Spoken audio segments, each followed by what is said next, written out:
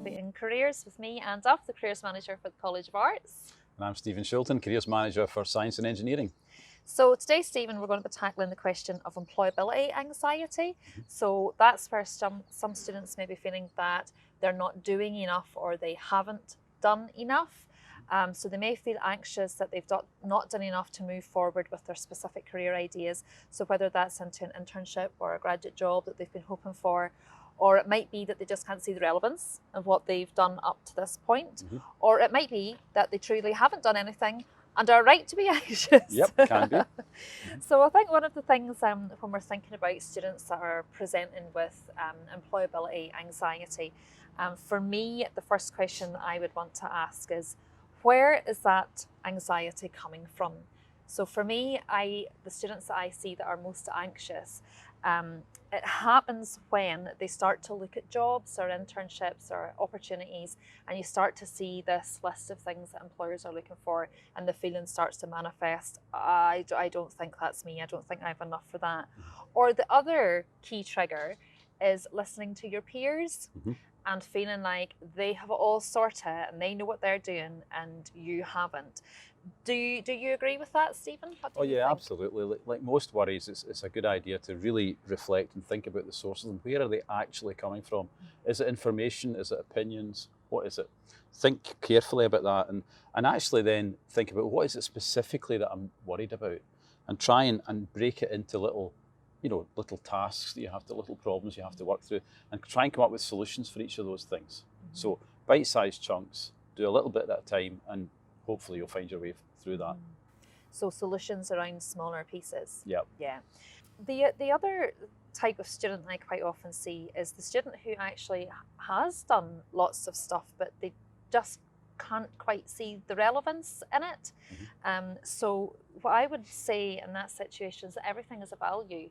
So no matter what you've actually done, there will be loads of really, really good transferable skills in there. So what I would suggest to students that they do is sit down and just think about, well, what have I actually done?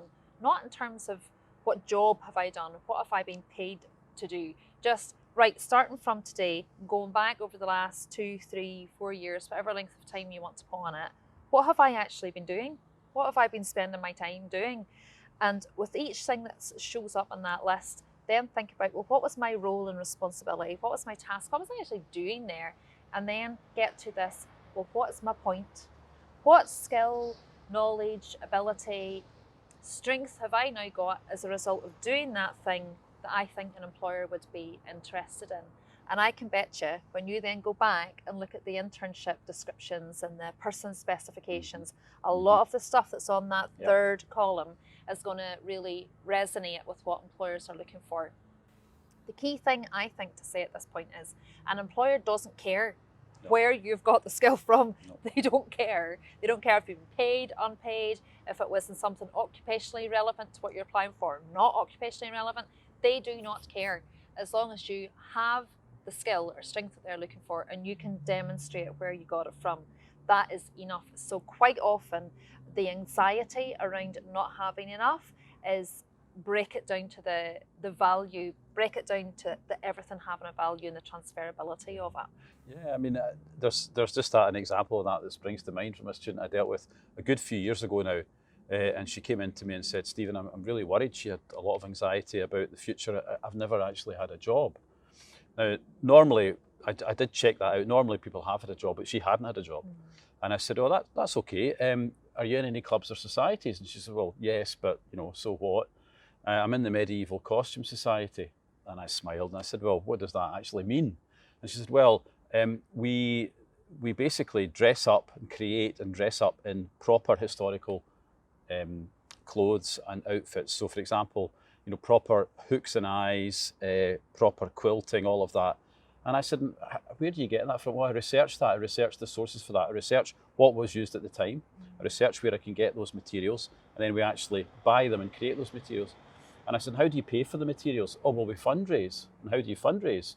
Well, we put on tray bakes, but we put on pub quizzes, we put on events, we reenact historical events, and we charge tickets for that, so we make money through that as well. And that funds the society. So this person had actually thought that she didn't have anything, but when we actually broke it down, she had fantastic communication skills, interpersonal skills. She was great at motivating her team to get things done. She had great budgeting skills, lots of things. And as you've just said, that was lots of transferable skills that employers really look for. And that was just one society. Yeah, I love that story. And if I can ban one phrase out of the student vocabulary, it would be, I have only done, I have just.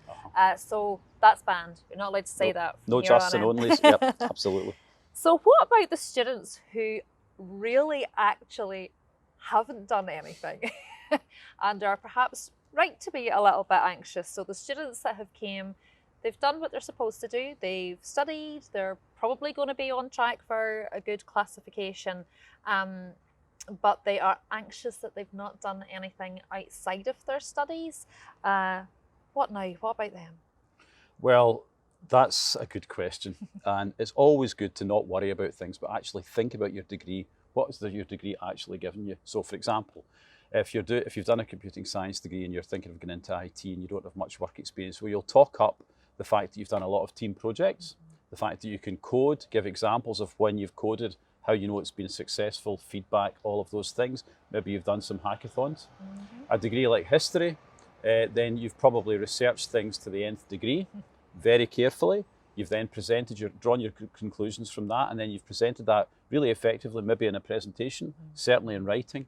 So there's lots and lots of skills that your degree has given you. And I suppose I would be saying, well, yes, you've maybe got your degree, that's great, but you can also get started from now. So yeah. You want to... So just on top of what you're saying about being able to, sometimes it's difficult though to identify the skills that you have as a result of doing a degree, but there's a really, really nice little piece of content on Prospect's website, prospects.ac.uk. And if you click into career options and what can I do with my degree, scroll down, you'll see a little piece of content, skills for your CV. And it takes some of the degrees that are more non-vocational and are harder perhaps to sort of, what have I done there? And it gives you a list of some of the really nice transferable skills that you have. So I would definitely recommend that.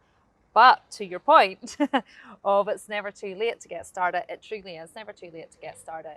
So if you go to the Career Service website, you'll see some content on there for first and second years.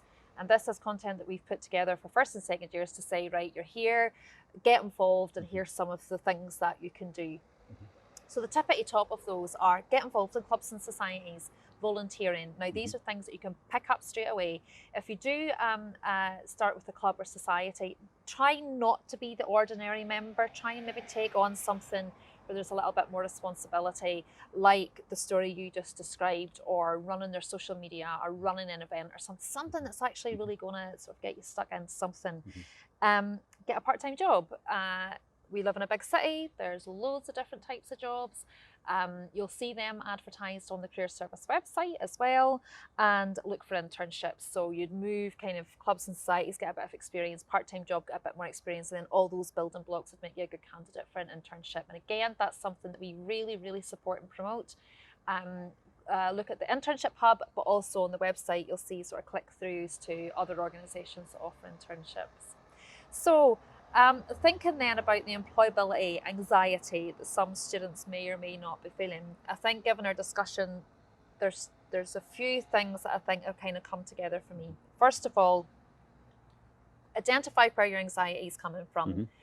Break it down from the big generalised feeling of stuckness, I think anxiety can result in, and put it into specific problems and then have a solution around each one of those. Really sort of reflect on what your transferable skills are. What have you done? What have you got as a result of doing that?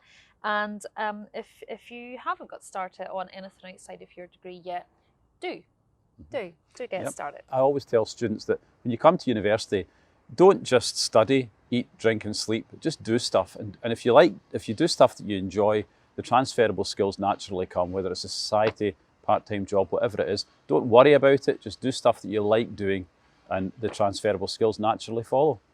So, thanks for tuning in to Coffee and Careers today. Don't forget to like, comment and subscribe, and we do hope to see you again soon.